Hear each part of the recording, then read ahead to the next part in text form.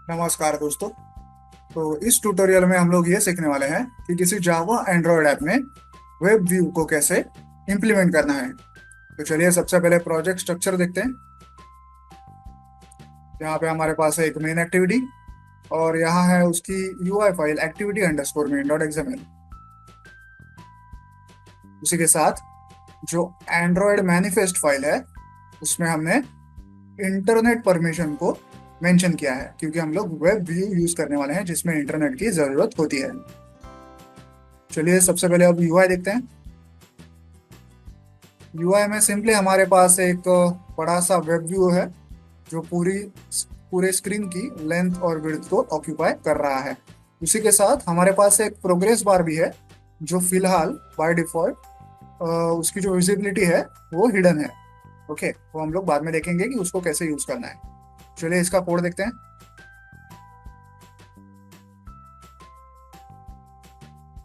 ये है constraint layout,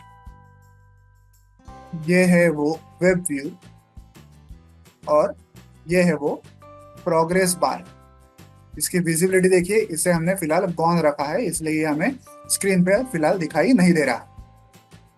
okay, अब देखते हैं जावा कोड। ये है इनपुट्स, ये है मेन एक्टिविटी, ये है वेब व्यू और ये है प्रोग्रेस बार।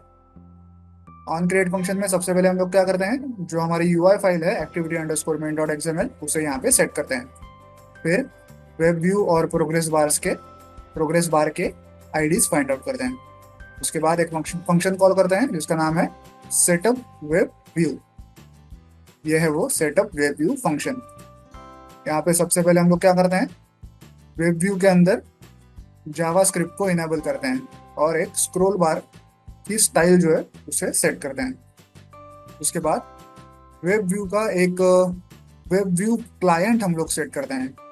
इसकी कुछ ओवररिडन फंक्शनलिटीज हैं जैसे on page started, on page finished और शुड ओवरराइड यूआरएल लोडिंग, और भी बहुत सारी है। हम लोग फिलहाल ये 3-4 फंक्शनलिटीज यूज करने वाले हैं।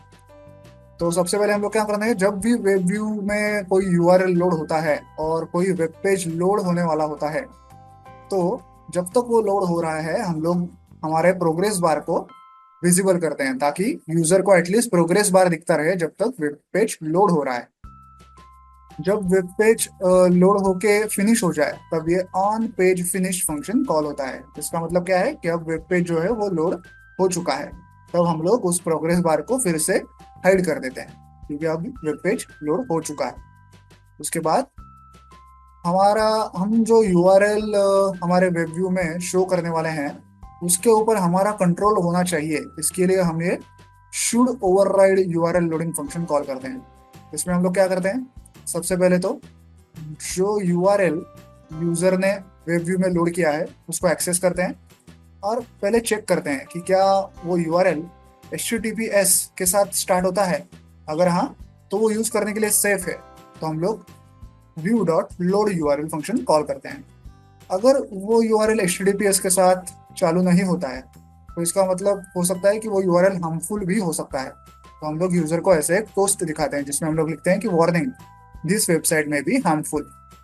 ओके, तो यहाँ पे हमारे पास हमारे यूआरएल के साथ जो यूआरएल हम लोग वेब व्यू में लोड करने वाले हैं उसके साथ हम लोग क्या क्या कर सकते हैं उसका कंट्रोल हो हमारे पास।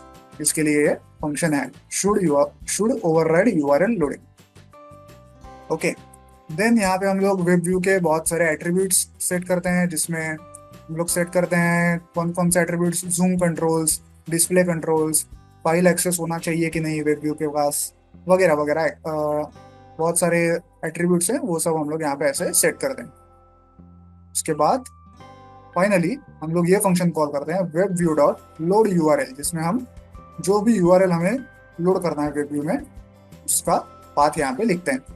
हम लोग बाय डिफॉल्ट गूगल का यूआरएल लिखने ओपन करने वाले हैं वेब व्यू में। उसके बाद ये एक बहुत ही इंपॉर्टेंट फंक्शनलिटी है, हम लोग ऑन की डाउन फंक्शन का यूज करते हैं। इससे क्या होता है, जब भी यूजर बैक बटन को प्रेस करता है, यूजर मोबाइल डिवाइस के बैक बटन को अगर प्रेस करता है तो क्या होता है, मान लीजिए कि यूजर ने किसी वेबसाइट का पेज ओपन किया है और उसने एक के बाद एक बटन क्लिक करते करते वो 4-5 पेजेस दूर चला गया है और उसे अभी वापस आना है, बैक आना है।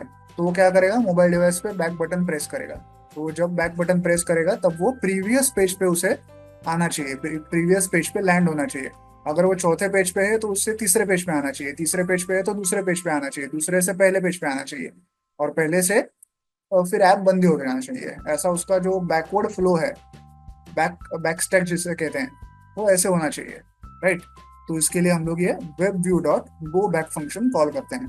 तब जब यूजर मोबाइल डिवाइस का जो बैक बटन है वो प्रेस करेगा तब, उसके लिए हमने ये सब कोड यहाँ पे लिखा है। अगर हम लोग ये ना लिखते web view dot go back, और अगर यूजर बैक बटन को प्रेस करता, मान लीजिए उसने कोई वेबसाइट ओपन की, 2-4 बटन क्लिक किए, वो पहले पेज पे पहुंचा, फिर दूसरे पेज पे पहुंचा, फिर तीसरे पेज पे पहुंचा, और फिर वहां से उसे लगा कि मुझे दूसरे पेज पे वापस जाना है पीछे, और उसने मोबाइल डिवाइस पे अगर बैक बटन को क्लिक किया, तो क्योंकि हमने ये कोड नहीं लिखा है, तो क्या होगा, वो दूसरे पेज पे नहीं जाएगा वापस, पूरा का पूरा ऐप ही बंद हो जाएगा।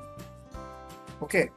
तो वैसा ना हो, एक एक पेज जो कंट्रोल है वो बैक होता जाए, इसके लिए हमें इस web view dot go back function को कॉल करना होता है।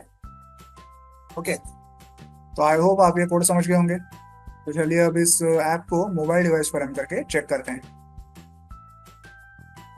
तो जैसा कि आप देख सकते हैं, हमारा ऐप जो है वो मोबाइल डिवाइस पर रन हो चुका है, और एक वेब व्यू के अंदर गूगल वेबसाइट लोड हो चुकी है। अब मैं चाहूँ तो इसमें कुछ भी सर्च कर सकता हूँ। मैं सर्च कर रहा हूँ एंड्रॉयड। ओके। मैं एंड्रॉयड सर्च करूंगा और एंड्रॉयड की वेबसाइट पे जाऊंगा। हम लोग 2-4 पेजेस आगे जाएंगे, देखते हैं क्या क्या होता है। देखिए हम लोग पहले पेज पे तो आ चुके हैं। अब मैं जा रहा हूँ शॉप फोन्स में। ठीक है, अगले पेज पे आ गए, पिक्चर में जाते हैं, बाय नाउ पे जाते हैं। देखिए हम लोग कैसे आगे आगे जाते हैं, जा रहे हैं, और मैं अगर ऐसा बैक प्रेस करूँ तो मैं पीछे के पेज पे भी आ रहा हूँ। क्योंकि हमने web view dot go back function को इम्प्लीमेंट किया है। तो आप देख सकते हैं, किसी भी नॉर्मल ब्राउजर की तरह हम लोग यहाँ पे वेब सर्फिंग कर रहे हैं हमारे वेब व्यू में। तो आई होप आपको ये कोड समझ में आ गया होगा। और इस कोड को डाउनलोड करने की लिंक मैंने वीडियो के नीचे डिस्क्रिप्शन बॉक्स में दे दी है, आप चाहें तो वहाँ से कोड डाउनलोड कर सकते हैं। वीडियो को एंड तक देखने के लिए धन्यवाद। Thank you.